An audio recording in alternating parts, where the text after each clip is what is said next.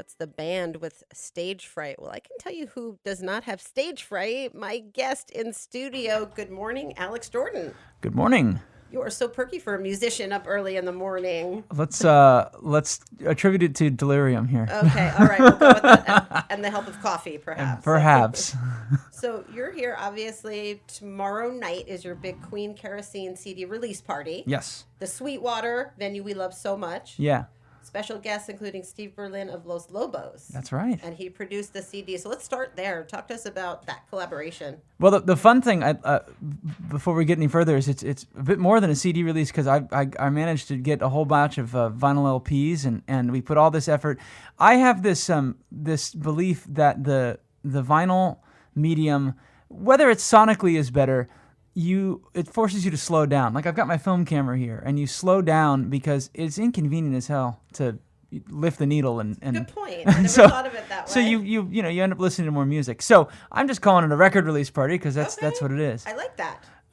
But making it with Steve was really fascinating because he has a fantastic ear, and he has interesting ideas, but the main thing that I think he excels at is he knows who to put in the room together. And we went down to Austin, Texas to make the record, and he convinced me to do it in Austin, a town I'd only been to a few times. And he said he knew the studio. Okay, so I went and visited the studio. Okay, the studio was good. And then he hired in a drummer, a guitar player, and a bass player, and we became this little quartet for 2.5 weeks. And the ideas and things that between me and Steve and the three of them came up with were really fascinating and inspiring.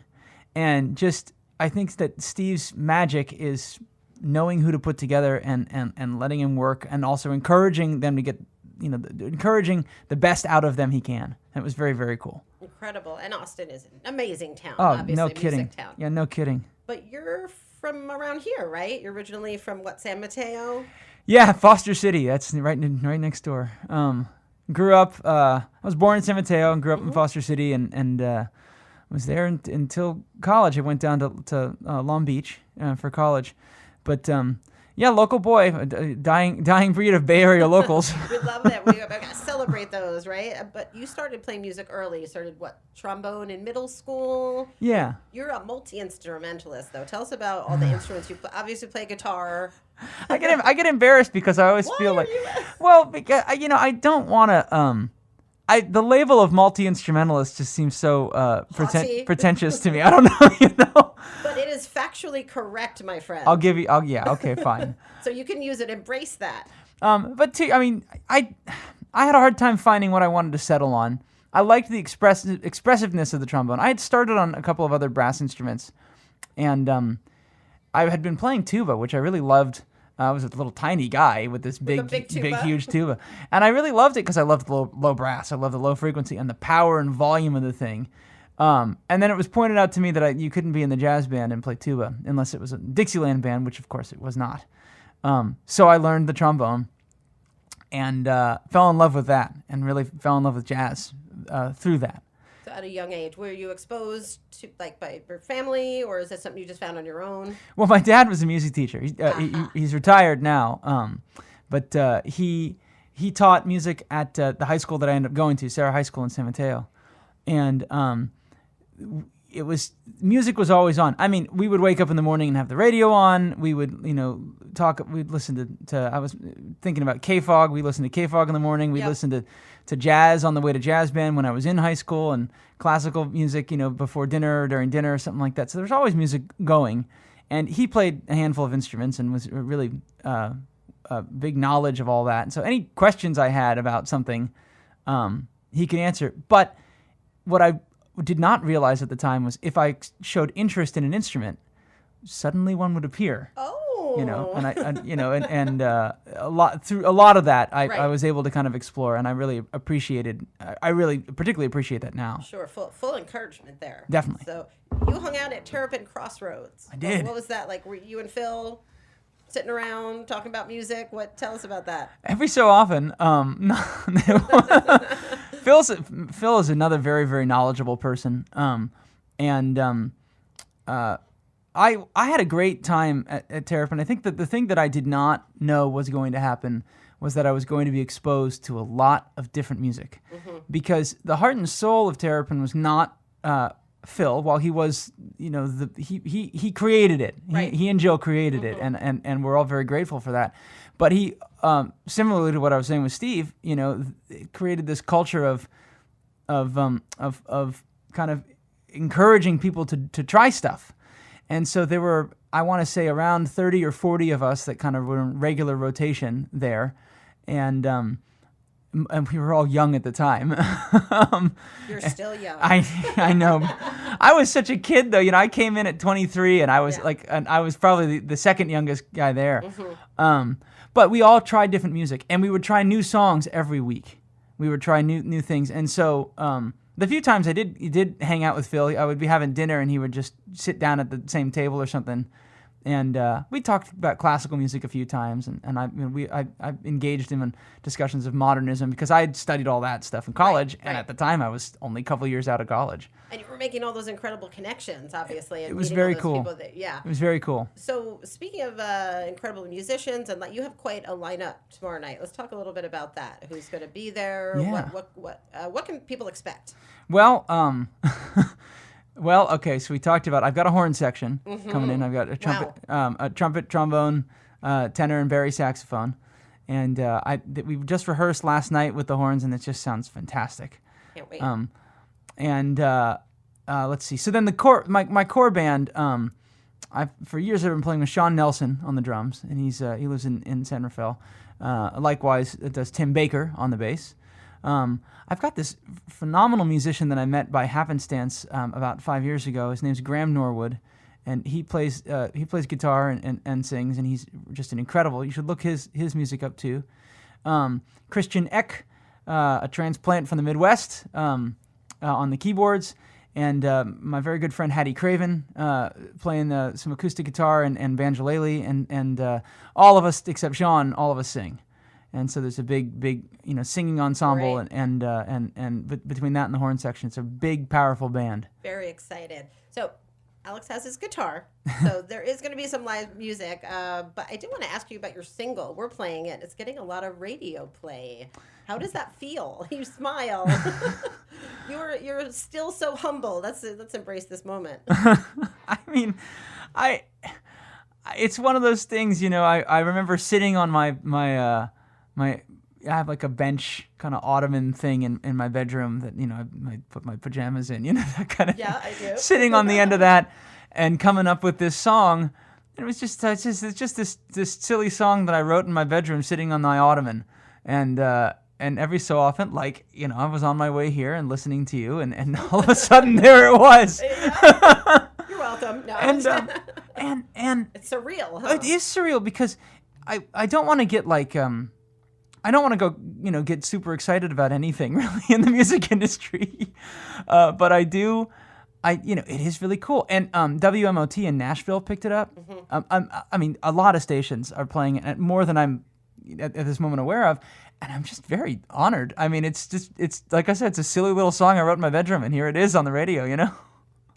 I wish we had video, right? Well, actually, he's live streaming on his, but he is just so cute and so humble, and here smiling, really. It's nice to see. It really is. I'm gonna catch you in a year from now, and will you come back? And I want to see if you still have this. I would love to come back, and I'm in awe of all of it. So anything's cool. Well, so shall we do this? Are you ready to grab your guitar and tell us what you're going to play for us? Well, y'all have heard "Saving Grace," so I don't need don't need to do that one. But how about this? The title track, "Queen Kerosene." How about one of those? Perfect. Okay.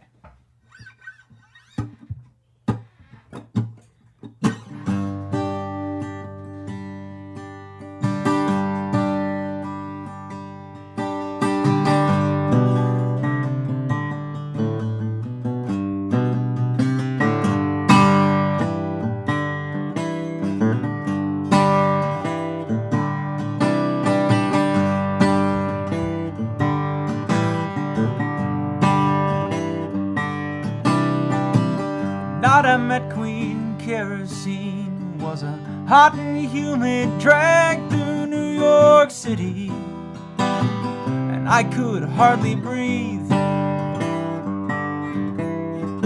She let herself into my car. We drove until the sun came up behind us, with nowhere to be. And even though we're moving fast, I knew the ride could never last. But when I worried, she'd just laugh and smile. We went to Houston, we went to Spain, went behind the lines and took fire from both sides, running wild. And she sang, glory, glory, hallelujah. Let the bells of freedom ring. From the ashes, hallelujah. You could hear Queen Kerosene sing.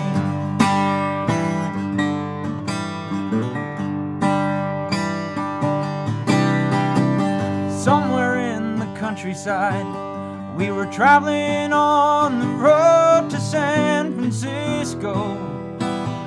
Thought that we could stay. She looked at me and grabbed the wheel, tore the boots clear off my heels, and left me stranded as she sped away, singing, glory, glory, hallelujah. Let the bells of freedom ring. From the ashes, hallelujah. You could hear Queen Kerosene sing.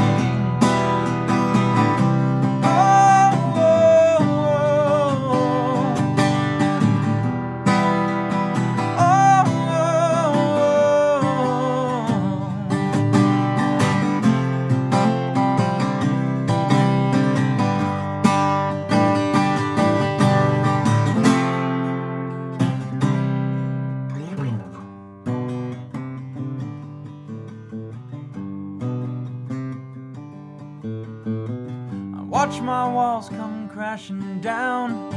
Came to find I liked the view without them, and I could finally breathe. Things have changed, I can't explain. Did I lose or did I gain? If I were never there, would I believe me when she sang, glory, glory, hallelujah. Let the bells of freedom ring. From the ashes, hallelujah. You could hear Queen Kerosene sing, glory, glory, hallelujah.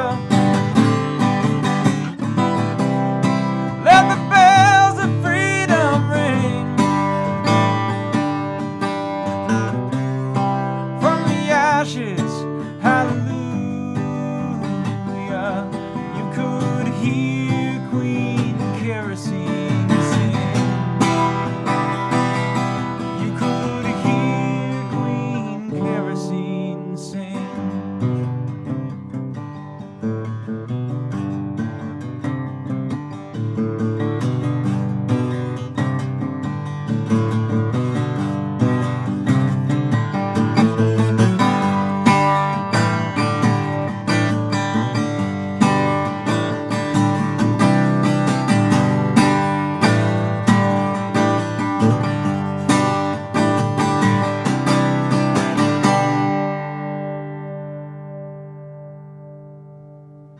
Ooh, you got me a little choked up over here. You were the real deal. That was incredible. You're too kind. Just Thank you. walk in here with a guitar and sound like that. You got the stuff, my friend. Well, I like this guitar, so it helps. I always want to play it. It looks like it's been around for a while. It has. It's been in the family. It hasn't that. We used to work at a vintage instrument store, and called Griffin Stringed Instruments in Palo Alto. Mm-hmm. And it's a fairly well-known store if you're like a bluegrasser or you like vintage guitars and stuff. And one day a guy walked in. His brother had passed away, and he had all these instruments. And this guitar, the bridge was broken and had 4 strings on it. And I took one look at it and I said, "That's gonna be cool." See, you had the vision. And so it's a 1958 Martin, little 018 little guy. Love Martins. And me too. And Yeah. this guitar changed my life. Amazing. I found it just like I said by happenstance. And Well, nothing. I believe it's meant to be. It was maybe fate. so. Yes, I believe it was meant to be. So you got one more tune in your case for us? Sure. Okay, here's one that wasn't a single, but you'll hear it tomorrow night, and you'll hear it in 3-part harmony with a horn section chorale, and I'm very honored at the work the band has put in and the work the horn section's put in, and it's going to be very cool. But here's the solo version. Nice. This one's called "Made to Fall Easy."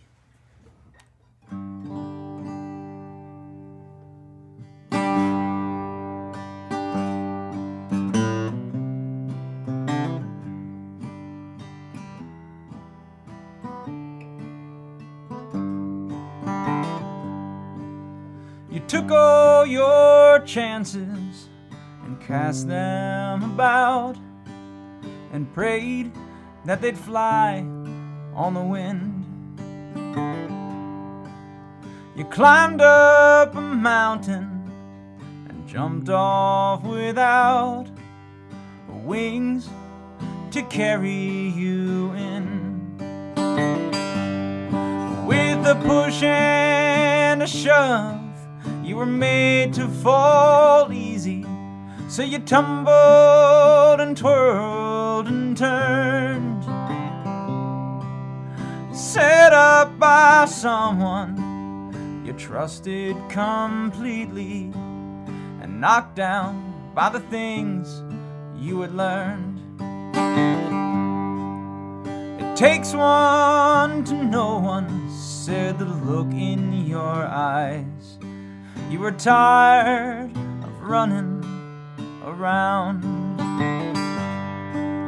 It may be the start of a sweet compromise. You were scared of not being found. With a push and a shove, you were made to fall easy, so you tumbled and twirled and turned. Set up by someone you trusted completely, and knocked down by the things you had learned.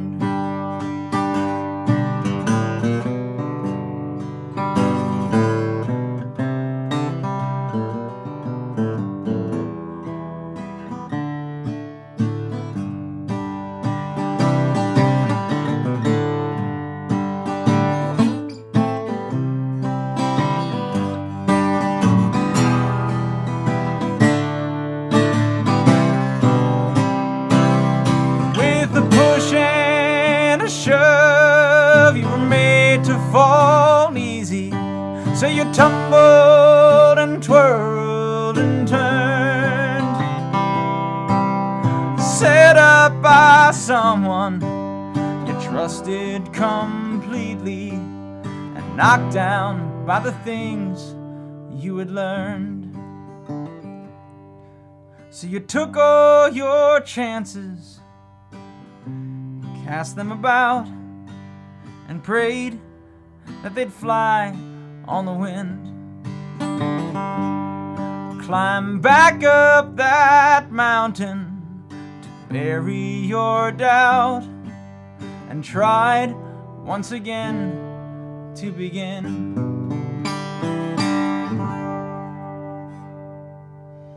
Ooh, don't want to miss Alex Jordan tomorrow night. Thank you so much for coming in. Oh, thank you for having We're me. going to say we knew you when. Will you come back even when you're a big star? Everyone's going to hear this. Oh, I'd love to be back. Okay. Thanks again. Go see him tomorrow night. I'll see you there. Thank you.